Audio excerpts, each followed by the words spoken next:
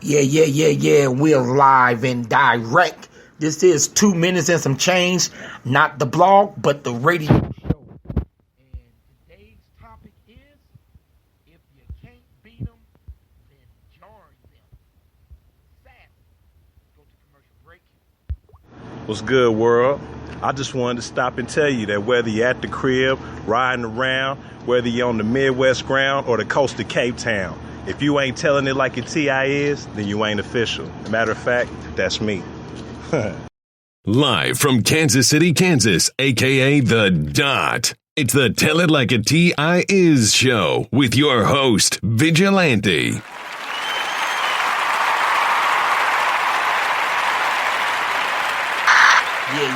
Yeah, live and direct. That's what it is. You know, I have to get the sound off right, get it set up. Even though we're ran by Tell It Like a T.I. Is, this is 2 minutes and some change. And like I said, the topic is, if you can't beat them, then join them. Whole lot of things going on in this world we see. We have internet. We are living in the digital world. Full effect, we are deep rooted into it so much that we can't remember nothing else but digital. You know, we can't remember nothing else. We can't remember when there used to be a word processor. You know what I'm saying? All these different things. And every time I get into this bag, you know I got the brain gone Doc Swag, a.k.a. Dr. Sabori Swaggart. What's poppin'? What's good brother? How you doing? I'm trying to hang in here, man. Getting a little frustrated at things. You know how it is. Don't get frustrated. It's your heart to be troubled. Well, it's trouble like a motherfucker. So my thing is, man, when you think about all the things that's going on, how do we turn this around, man? Because it seems like no matter what we do, it becomes the same old song when it comes to the narrative of what we need to do as people to make our life better and make our circumstances better.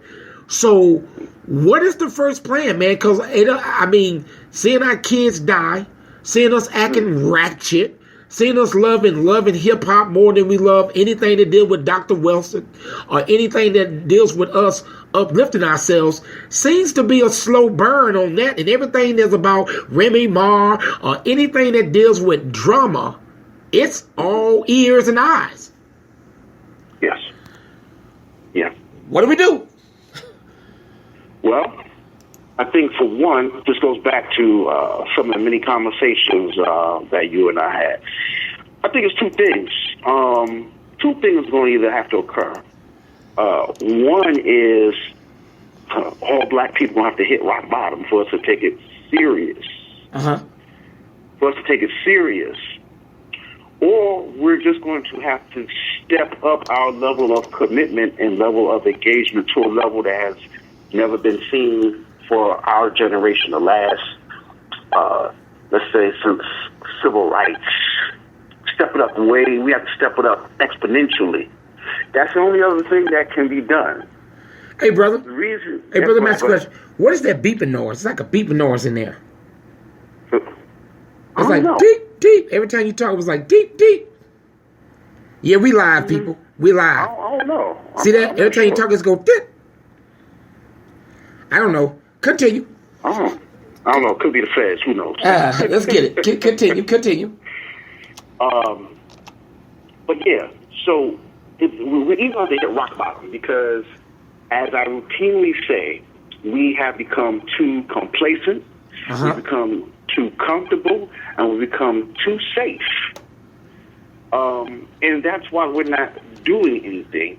We have to get irritated, and the only way that it seems like we get irritated is when it impacts us. You know, we can throw out information, like you were telling me earlier. We could throw out information. You know, I was putting out information about genetic testing. That they're saying, like, you know, if you don't take this genetic test, soon in the future they're not going to hire you for the job, or you're going to have to pay a penalty because you don't want to take a genetic test to get hired. Yep. I was telling you, I was putting an article up about how they're using, how a Microsoft executive was saying we have to be careful about the future of artificial intelligence, because the way we code information for artificial intelligence and robotics, if the patient is developing the code is racist, they can start putting in racial or biased coding, and thus the artificial intelligence and robotics acts towards us. Mm-hmm. And I'm posting those articles, and like you said, you get like 1 or 2 likes. Mm-hmm. But if I crack a joke about, like, something that had like a sexual innuendo about inches of snow versus inches of manhood, everybody has something to say. It's like that, it'll take off. You get all these different likes and comments because we're not serious-minded. See, I can go into duality about this is what's going to happen in the future. This is what's crucial right now. But for some reason, we're comfortable because we're either scared to do something. Like I said earlier, we were talking earlier. We're either too scared to act, or we don't know how to act, or we're just too apathetic to act. And so I believe we either going to have to let time act on us, meaning we're going to have to hit rock bottom as a race, everybody. Damn. Or, it sounds crucial, but it's real. Or we're just going to have to take the initiative to step it up a notch, and that's my answer to your question right there. One of the two. That's it. Ain't nothing else. Hit rock bottom or step it up a notch. That's it. Anything in between, it's a wrap. And sadly, when you think about what you just said, it's almost like it's a game out here, because it's like we can show you all the things that should motivate you to want to come together, to want to create just a better life, not to take over nobody, but to get your piece of the pie, to live a life, to feel good about yourself, and to feel good about the situation you're living in, and sharing that love towards all people. But starting with us, it just seems like when it comes to us, meaning black people, it seems like nobody understand it. And maybe because of how the system was set up, for all these years, and a lot of people say that we're early in the freedom stage. You take somebody that's been locked down and, treated bad for 300 something years, and we're about 100 years in, or maybe even close to maybe 150 years in, or really having any type of freedom. And this just the early stages of it. But I think that the reason why it should be prorated is the fact of what we know now, what we can see, the things that we have accomplished. And you look at the things that we have accomplished and the spending power of us, but yet we're still, if you listen to Dr. Claude Anderson, pretty much in the same space we were when we were slaves. You think? Yeah, so I don't know, man. I don't know. And you know what? I don't know what it is. Like I said, we're alive, but it seems like every time you talk, there's a deep to it. I don't know what that is, and that's aggravating me to the lynch. So I'm going to have you call me back so we could, maybe it's just a connection that I got that's doing it. Because like every time you talk, it goes beep, beep. And this is, I feel that we're walking on something. We ain't going to hold the people on. But this is something very important that I think we need to talk about. So I'm going to have you call me back and let's try that again, bro. Okay. All right. No bet that. So, so that's the thing, people. What do we do? Because over and over again, we are seeing things happen. But yet it seems the only time we feel good about stuff is when stuff is about drama. Love and hip hop. When you see black entrepreneurs out here trying to make a difference, we don't support them. We don't trust the product, or we don't want to see that person shine. We don't want to take the time to spend the money. Think about that. So it's almost like if you can't beat them, join them. Because that's what it seems like's happening, is that the ones that don't care have just said, you know what, I'm going to duck my head down and live this life I'm living, and let it be what it be, and let it be what it be. So it's like people are actually ducking their head down like an ostrich, and we see it, we talk about it on Facebook, but it still becomes a narrative that's not really reality. It becomes like a myth. It becomes like we're so in love with what people used to do instead of about what we are doing. We look back and say, oh, Michael Jordan, this and that. We make him godlike status. But yet we're in the now, and we can't seem to have any type of hold on what we need to do collectively. It is almost like, how can you combat this type of thing? So, Samari, I say this. We was talking about earlier how we can't give up the fight for the ones that not joining the system. But man, it's so damn tempting to give up the fight and just live your little life and be limited to the little boxes that we're living in. You say.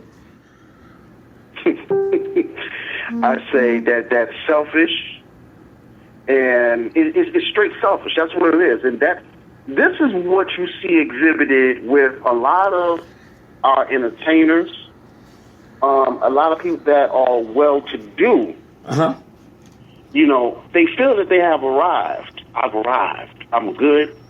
I've got myself. I mean, this conversation is almost like we have on repeat because people don't get it. You know, I've arrived. I don't want to do anything to put what I have achieved or accumulated or amassed at risk.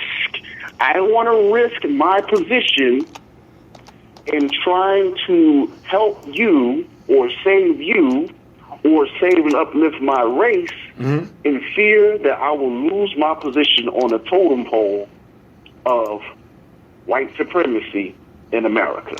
That's what it boils down to. It's selfishness. So, how do we combat it then? You got people that are in the community doing things, and you have people that I always say will give instruction of what you should do, how people need to do it. But when you ask them what are they doing, they really can't give you an answer. They say, man, I have people all the time say, Raj, man, I love what you're doing, man. I love what you're doing with the kids and stuff. And I'm like, why don't you come join me if you love me? If you love what I'm doing, why don't you be a part of it? We want this to be infectious because you can't be an activist by yourself. Not one person is going to get this done. It's a collective thought. It's a collective mindset that we have to do, but yet over and over again, Groundhog Day. We talked about the other day, the mouse running on the little spindle and ain't going nowhere. And yet we look in shock if somebody is getting beat down. We look in shock if somebody in Chicago is killing another person. We look in shock at what Trump says. We look in shock of the things that might happen. We look in shock with the GMOs and all the other things, the contrails, all the conspiracies and all this good stuff, the Get Out movie and all these things over and over again, but yet we still seem not to really get it. We see it, but do we get it? I don't think so. No, we don't get it because of the fact that we are still stuck on entertainment and silliness. It goes back to what you were talking to with the whole, we spend a lot of our time being occupied by the minimal things of society. The things that have no real benefit to us, no real value. Like you said, we're up here having debates about Nicki Minaj and Remy Ma.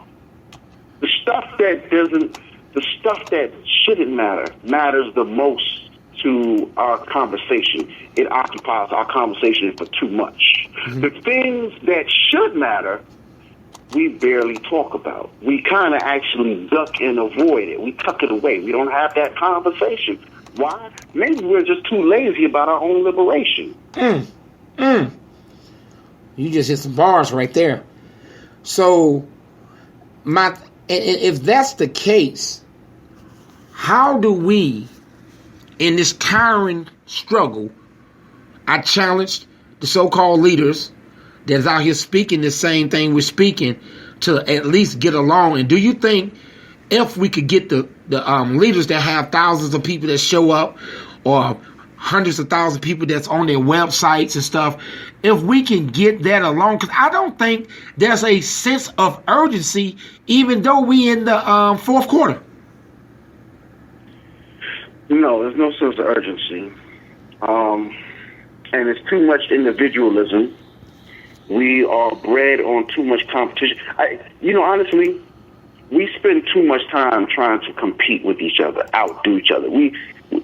Even like when you think about rap, it's always the machismo, the bravado, the ego. I gotta be better. It's like, yo, why don't we change it up now? Like, look, you know what? I'm working with my brother. This is what we doing. All right, let's cooperate. Let's not compete. Let's cooperate and work towards something. I think if we spend more time finding commonalities and trying to work with each other towards liberation, we would definitely have it. But we spend too much time competing every time we turn around. Even if you look at white music. Yeah. Let me ask you a question. Okay.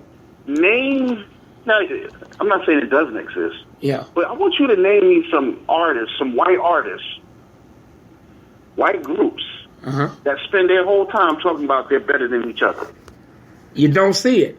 I told you before, as an artist myself, I envy white artists that can go to a show and the fans are there for their song and their music, their brand, to support their buttons, support their T-shirts, and all of that. Not saying that, like I say, of course, there's always exception, but for the most part, even in their dialogue, when are they calling their women bees? When are they disrespecting them, talking about killing another white person? White man. You know what I'm saying? So it's like we've been trained to be this experiment that's going away, and we ain't changed the programming. See, the thing is, they have a old, outdated programming, and we unwillingly, it's like, I tell you what it's like. The best example I can give you is, you got a good computer that you like. It's a computer that you got back in 2005, right? Instead of getting a newer computer with a faster processor, you are just getting upgrades on it and adding things to it. Instead of having one that has a disc changer in there, you adding one and you put an adapter. It's adaptation. You put different adaptations to the computer. Adapter for the burner, adapter for the camera. And then there's a camera, and all that stuff comes in one when you upgrade it. I don't think we've upgraded the struggle. and upgrade ourselves in the struggle. I think we're still playing from a standpoint that we are still locked up in chains. And we got more freedom to move around, more freedom to create and build and share the knowledge. And we have people that have reached so-called the promised land when it comes to their wealth and their credibility and their influence. But yet, we still operate like that elephant that still thinks he's tied to a steel chain and just a little bitty rope holding him. And one little force, it can break that rope and get away. Yeah. It's the mental conditioning, it's the mental colonization. I will go even further and break it down in terms of the movie Get Out, but you haven't seen it yet, so I don't want to spoil it for you. But break it down some. That's okay. They ain't gonna spoil. I'm still gonna watch it. It's when we talk about how we treat ourselves, each other, why we don't care about each other, is because we've been transplanted. Our thoughts, we haven't had a physical brain transplant, but the indoctrination is real. The theories are real. The mantras are real. The dogma is real. The philosophical ideologies have been transplanted from white supremacy and injected into our brain. And so a lot of the times when we say, yo, are you woke?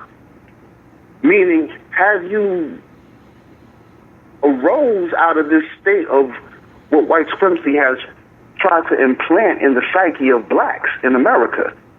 If you haven't, then your lower self is in competition with your brother. Your lower self doesn't care about liberation of your people.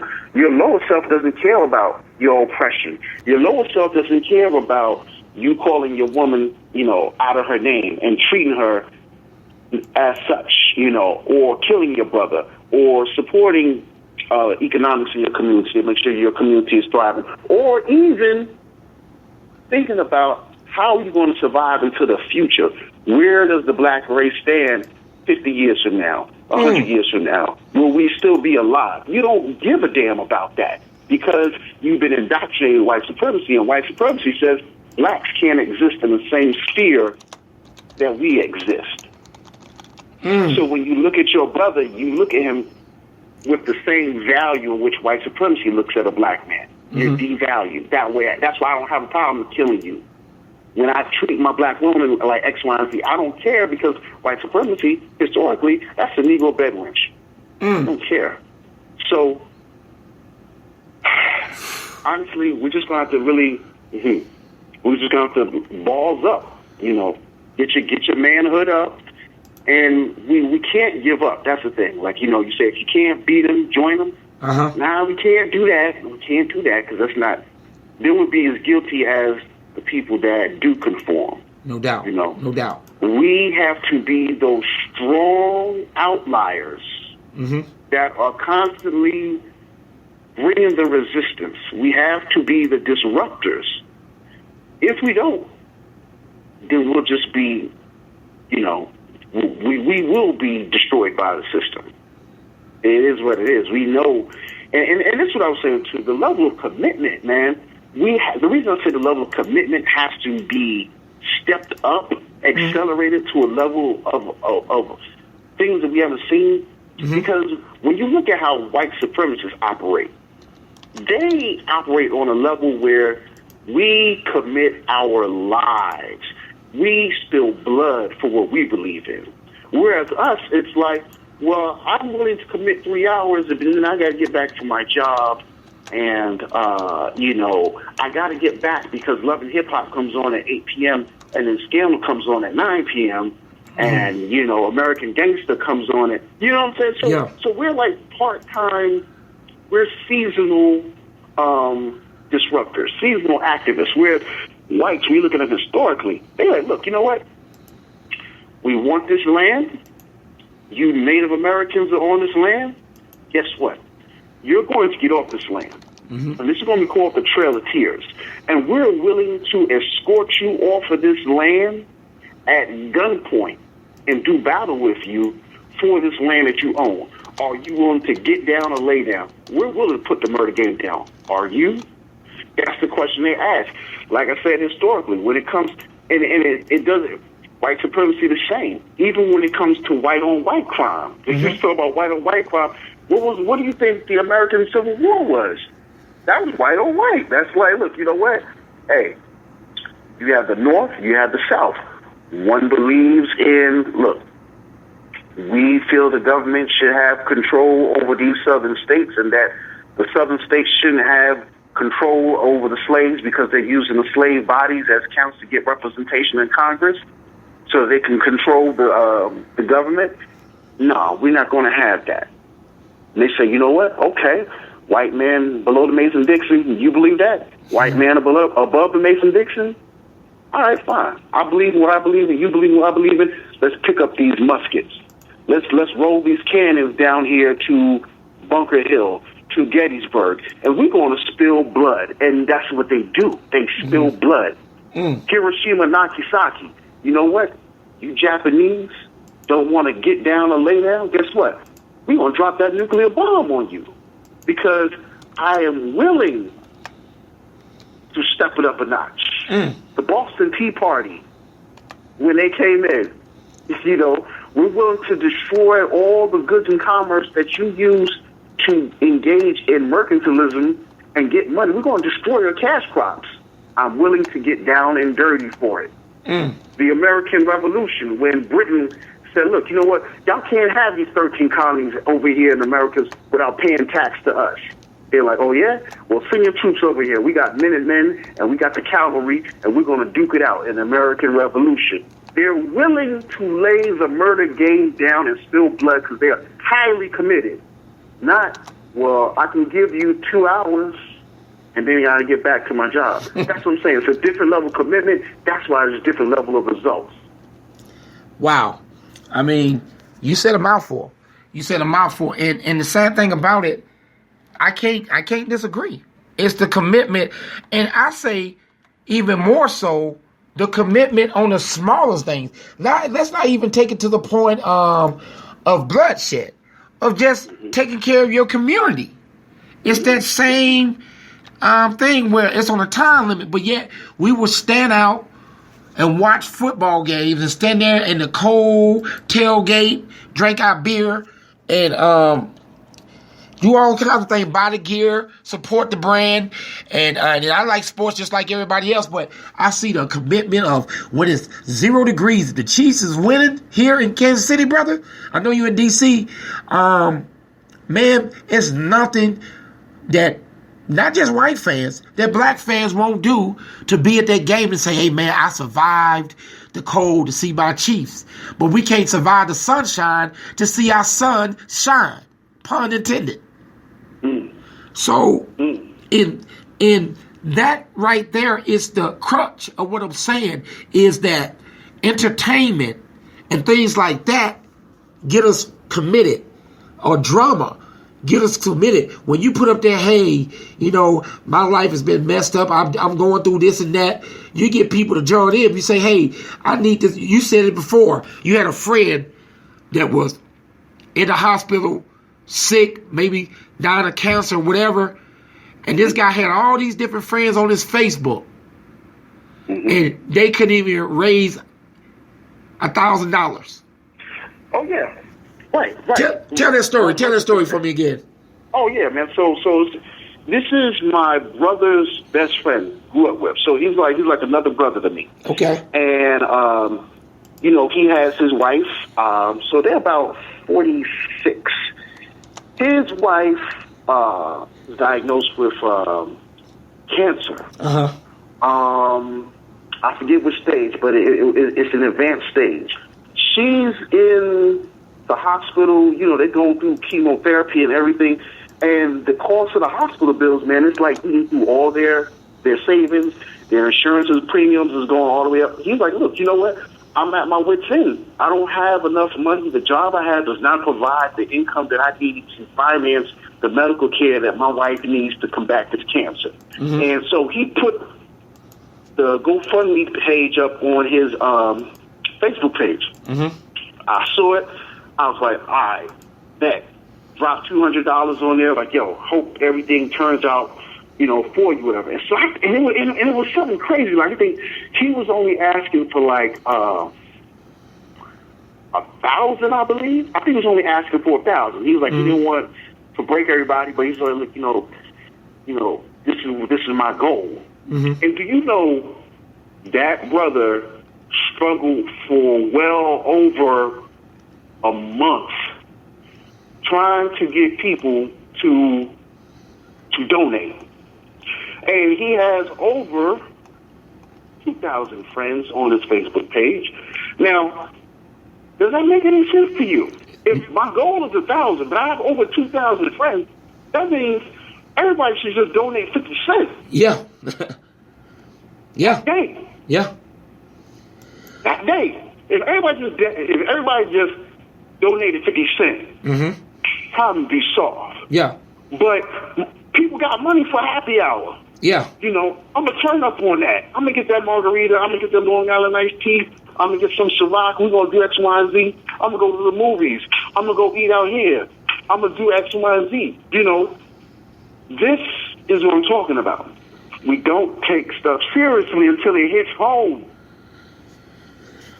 Now let somebody else, let one of these people have a family member that, you know, going through something. Cancer. Come on, man. Come on. I tell you one even better. Samari. Zimmerman, the cop that killed Mike Brown, they get over $300,000-$500,000 within a day. Right. Right. Within a day. Right. That his defense funds paid for. That's the mindset. Now remember, we got that $1.1 trillion spending power. But you can't give 50 cents to somebody that you know. And then we don't even got to go to the extreme again. Let's back up some. You got your store, your corner store. You're trying, you need support. You got your restaurant. Only time they come around, hey man, whatever happened to that restaurant? And they closed down, man. You see what I'm saying? That last minute stuff, that hindsight 2020. You know my theory. Hindsight 2020 means it's too late. Right. It's too late. But people come around at the back end. Oh man, that man could have called. Oh man, I wish I had known that his restaurant was going through that. Man, I would have came and supported. You see what I'm saying? Mm-hmm. Or when you know the old saying, they will scream your failures but whisper your success. And that in itself, Samari, is our biggest problem. Our biggest problem is that we are beating ourselves. We're not even trying to be in the game to compete. That's the scary thing. Okay, people want to do. Now let's talk about the other side. What are some of the solutions? Everybody say you always talk about the problem. What are some of the real solution that's realistic, being that our mindset is so caught up into fantasy and things like that? What is a realistic plan to at least get the ball rolling? What are some strategies that we can use to get the ball rolling? Yep.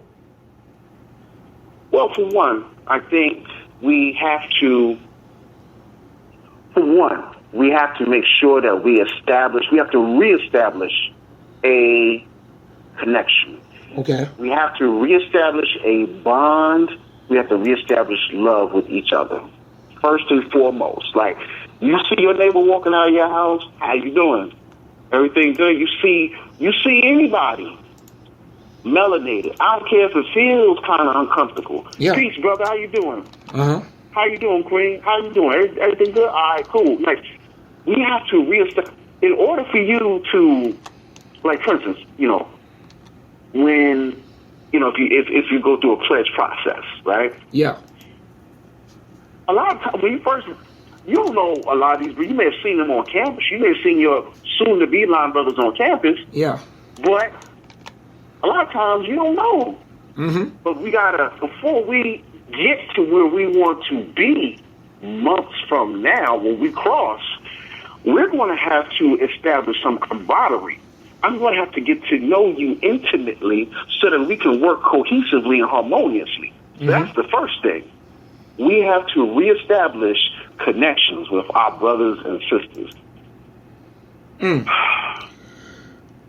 Okay. From there, keep going. From there, the hate and the envy must be removed. Then we have to detox from. We got to get this entertainment industry. We got to get it the hell up out of our system. I'm telling you, that is one of the brainwashing tools that is killing us. We have to purge, and I'm so serious with you right now. Mm-hmm. We have to purge this entertainment industry because that is one of the main tools they're using to make sure that we don't succeed. Because through all of this music, you hear the behavior repeating. You turn on the music, it's trap music. Got an AK-40 ready for you, nigga. About to blow your head up, nigga. Smoking on this drove, nigga. Yep. Got my bitch. You know what I'm saying? Mm-hmm. This perpetuates the brainwashing and conditioning. And we think it's cool. We make it look flashy. And that's destroying a whole generation. So we're going to have to purge that. And I know it's going to feel uncomfortable. Yeah. It's like regurgitating. It's like vomiting. It feels bad coming up and getting up out of you. But you feel a lot better once you get it out. Yeah. We got to get that up out of us, man. And I think once we get that out of us, we'll be on our way. The rest revolves around money. It revolves around developing strategies for protecting ourselves on a combat level and on an educational level and on a futuristic level. And then it's like, I said, money plus the economics. We're talking about our businesses and our communities. From there, I think that we will be good. Because even if we try to talk about, like, politics, it's good if we can get some politics. Yes, we should get some of our faces up in there. and we need to watch this. Oh, this is what else we need. We need strong black watchdog political groups. Right? Mm-hmm. I'm so serious about this. As a matter of fact, I'm mad I didn't even mention this as one of the first ones. Mm-hmm. After we get this harmony together and we've purged ourselves of this entertainment, a black watchdog, political watchdog group goes hand in hand with the economics. Mm-hmm. Because there's a lot of things that is being snuck into legislation. Just like I was telling you about the bill where they're saying, look, you got to get genetically screened before we start hiring you now. That's a bill that's coming through. Ain't nobody know about that. They slipping that stuff through. Yeah. They're slipping a bill right now saying, look, we're making silencers on weapons. We're trying to make that legal. Who do you think is going to be able to purchase those silencers, though? With the majority of us getting hit with felonies. Yeah. They can't even own weapons. So they're going to be using silencers, taking people out. When you talk about the gerrymandering of districts and the different voting laws, there's so much stuff that's going on. What's the group? ALEC. Mm-hmm. ALEC, American Legislative Exchange Council. They help ghostwrite much of the legislation and propositions that get passed in the bills and laws, and they are far right. They are far right extreme. They fall in that Breitbart mentality, definitely white supremacists. These are the ones that slipped the Stand Your Ground bill in Florida and across other states in the South that, got George Zimmerman off the Stand Your Ground. Did we know about Stand Your Ground prior to Trayvon Martin? Nope. No, we did not. But was it already in place? Yes, it was. Did it work for George Zimmerman? Yes, it did. Did it impact Trayvon? Hell yeah. Yep. So we need blacks. We need our own watchdog groups that steadily and readily scour all these bills and statutes that are in circulation on your local level and on the congressional level nationwide, so that they can be like, look, you know what? This bill is coming up before Congress next week. I hope everybody's aware of this. Please make sure that you're fully aware of this, because we need to come out and we need to, whether you want to protest, whether you want to do different letters of protest, or you want to send the letters in, whatever the case may be, to combat this. So we need a black political watchdog groups. That's another thing next to the economics. We got to have that. We have to. It's important. I tell you, you said a mouthful. I couldn't say it better than that. And you are the breakdown man, so that's why I go to you. And it reminds me what happened in the Christian community years ago, man. This lady slipped in and got, prayer out of school because the Christian people were slipping. You feel me? Yeah. Ever since that, you got this Christian law group that report. It's a station around here called Bach Radio Network. And on the updates on this Christian channel, they talk about the new laws and the fight against Christianity. So they got lawyers and watchdog watching everything to make sure that Christianity is protected. Because they said they never want to slip like they slipped and got the Bible taken out of school. So that goes in alignment with what we've been through. We should have been had this, I think. Because to me, there's a lot of confusion. You don't know where to go. We go Dick Gregory. We go Boyce Watkins. We go Umar Johnson. We go Dr. Claude Anderson. Cornel West. And now Michael Dyson's back on his thing again with his book and stuff. So, but there's never collectively nothing that we can say that these guys can come together. At one time, on a upward rise, they were together. At least colleagues, we got to get them to get back. Right. Because those are the ones that they got millions of views. Those are the ones people are chiming in and getting information to come into your regular debates that you have on Facebook. Right. Like in the church, when they wanted to get people back into Christ, they would have revivals. Well, we need a black revival of leaders, not even with the people. They need to get a revival of all the so-called leaders that's out there speaking and doing good work, some of them.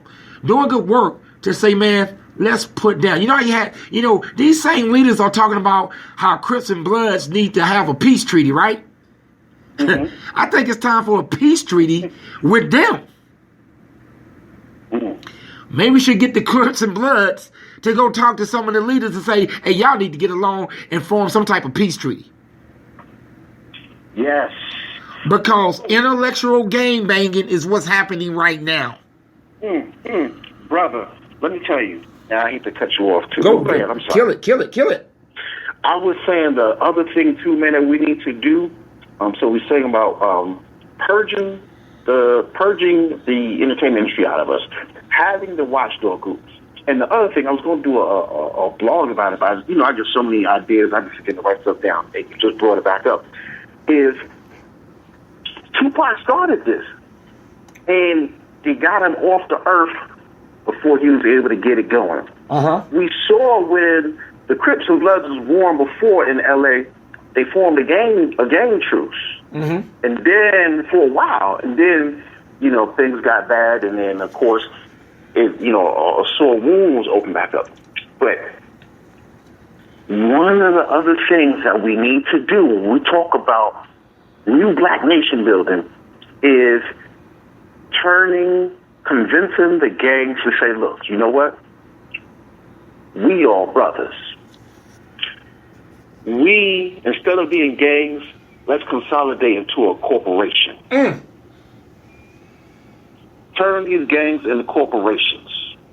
And the same way that you got like Bloods and Crips all over the country. Yeah. Those would be like franchises. McDonald's. Corporations. Like McDonald's. Keep going. Yeah, exactly. So, they could be, or like a bank, Bank of America. You got all the different locations throughout the country, but the policies are the same. The practices are the same, except guess what? We ain't exterminating black people. We trying to build community. So we're providing protection. We're providing manpower and protection in labor and skills. Think about it like this. Like in Chicago, when you're talking about tens of thousands of gang members, that is... When you're talking about tens of thousands of people that can mobilize at the behest of a command, what kind of marketing arm do you have? Do you know how much power in marketing you have? If you got, I can easily be like, look, you know what? This is what we're doing. We got this product that's coming out, and it's not an illegal product. It could be something like, let's do it like this. We have a lot of young black kids that are now getting into coding. And there's a lot of young black kids that are developing apps. There's a lot of young black kids that are working with 3D. They come up with an invention. All right, this is what we're going to do. Y'all put the word out. The same way y'all blow up Twitter and blow up Facebook and social media on the nonsense with the memes, keep flooding the social media with this kid's invention right here. Boom, boom, boom. Flooding me with the website, where they can go, where they can download, X, Y, Z. Straight go viral. They can make anything go viral, man. And it's like, that's the games could be the biggest marketing industry that you could ever see. From Texas to Cali to Florida, Atlanta, Detroit, Chicago, New York. They're all connected. We just have to get off the nonsense of killing each other. And we only do it because of the fact that a lot of the times it comes from deprivation. Because a lot of our cities don't have the jobs and you don't have the money, gangs coalesce to conserve resources and protect territory. That's the only reason they really coalesce. Otherwise, they don't be corporations. That's true. We only come together to protect and conserve what we can get. So that would be another thing. Turn the gangs to corporations. So now we have gangs turning into corporations and other organizations. We have our political watchdog group. We're clearing our minds and our thoughts. We can do it, man. I mean, another thing too, though, bros, we can't think it's going to happen overnight. No, it's not. It's not. It's a seed planted. It's a seed planted. And the irony would be, when you think about what the Black Panther was and then what they turned into, we could reverse that. Right. And put it back to where it was, about not a gain to hurt anybody. See, the ultimate thing about our people is we want peace. We're not trying to rule over nobody. Right. And that's the whole point. If we can get peace, because you look at the Asian community and other communities, like in Kansas City, because of, it's Kansas, so, just the name alone, you think about Indians, you look at the people that come to Kansas that are international, whether it be African or Indian or whoever, they're peaceful people. They don't, and the thing is, but they, within their community though, they have each other's back. They stick together. And I think that we're this entity that been here for a long time, been through the worst, and we are acting like everything is okay now. That's the mindset. Like, it's like everything is okay. Did you ever watch 48 Hours with Eddie Murphy? Oh, a long time ago. Okay. Him and McNulty, right? Yeah, I'm talking about part 2. It was the part 2 of it. There was a black guy in the movie that was basically running the thugs, and he would be the go-between man, where he'll set up what they need to do. So at the end, the guy got tired of hearing the black man talk, and he was a bad guy. He shot him. Dude is about to die, and he's still trying to implement the plan. He's sitting there talking to him like, "You dead." You know what I'm saying? And that's what's happening. Blood is leaking, and we're still out there kicking it like everything is okay. We're leaking.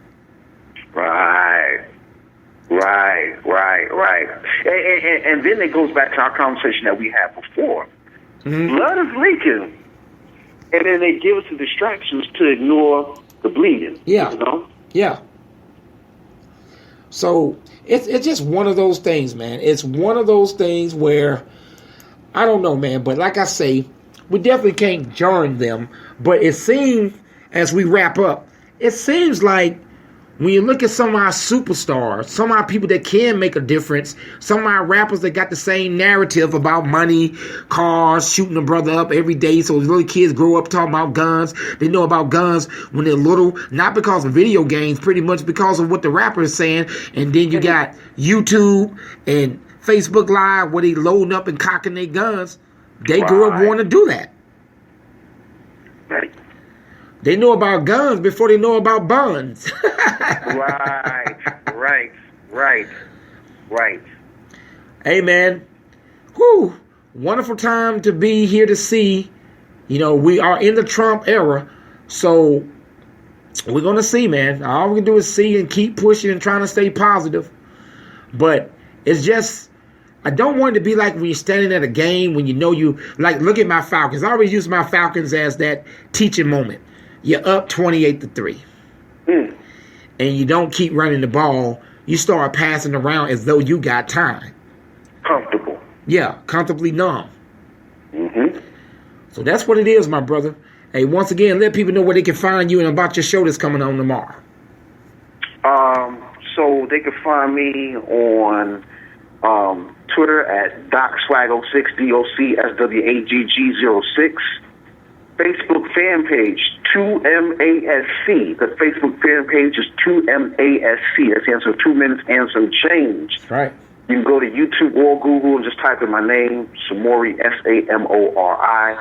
Last name Swigert, SWYGERT. You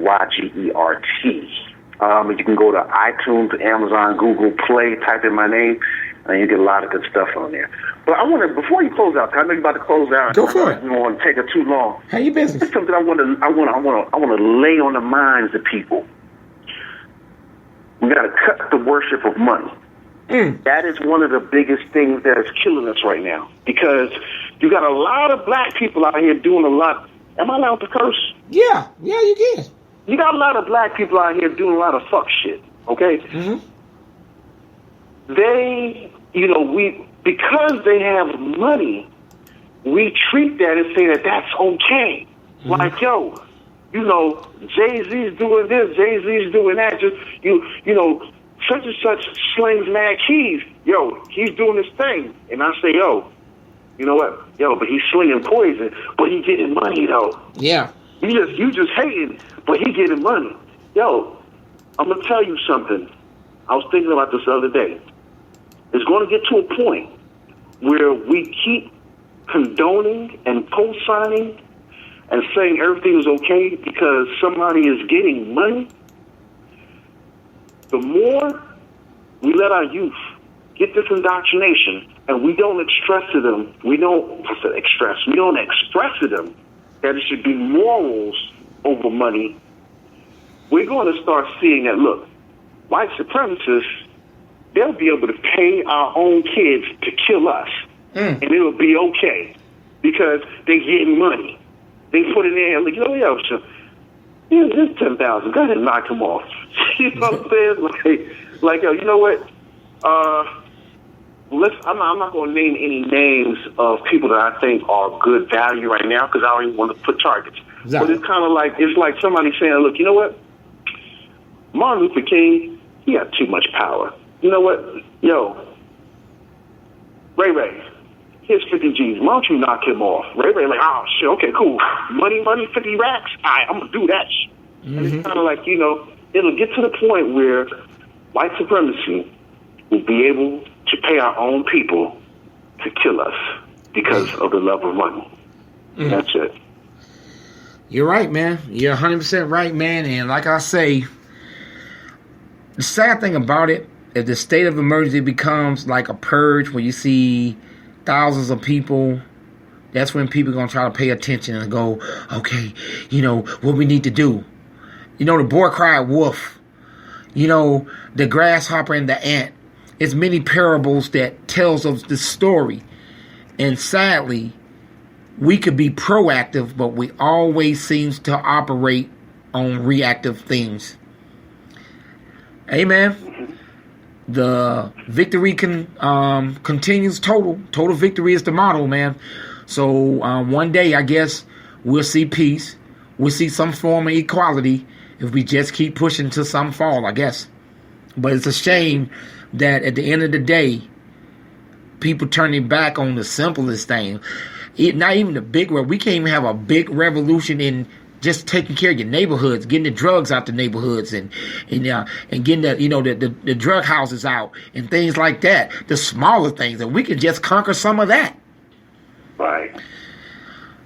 But all right, man. So that's what it is, man. Thank you once again, man. All the way from DC, joining me with 2 minutes and some change. We know how we do it, man. We're gonna keep pushing, man. And like I say, man, we'll be listening to your show. It's called The Pendulum. Who you got on your show tomorrow, man? Oh, tomorrow it's going to be me and the people. So y'all can dial in. I'll post the link on your page. Okay. But 8 p.m. Eastern Standard Time. So I guess that's 7 p.m. You guys. Yep. www.blogtalkradio.com/Source Radio. I'm going to be discussing the movie Get Out and all the interpretations of it, and I want people to call in and give their analysis because there's so much to unpack in that movie, man. So many layers. So it's cool. I think honestly, it's one of the movies that is actually bringing community amongst blacks because everybody's got something to say. Yeah. Like, all right, and bringing awareness to things. So, it's good. If we can find a common niche, then that's what it is. So that's what we're doing tomorrow. We're going to be discussing Get Out and having people call in and just, share their ideas. Okay, man. Definitely, we're going to check it out, man. Make sure you post it on my page so I let other people know, man. And we're going to rock out with it, man. This has been Vigilante for 2 minutes and some change. Not the blog, but the radio. We are the movement, and we are out.